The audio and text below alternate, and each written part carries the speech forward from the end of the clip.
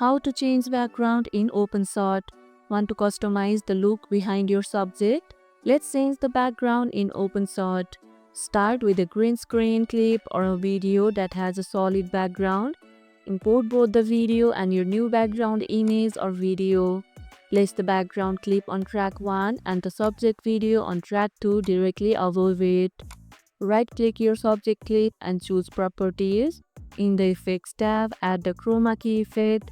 Click to adjust the key color, usually green, and tweak the fuzz and threshold slider until the background disappears cleanly.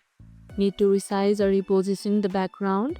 Select it in the timeline and use the Transform tool or adjust dimensions in Properties. If your background is not showing, make sure it's on a lower track and stretches the full video length. What background are you swapping in? Let me know in the comments below.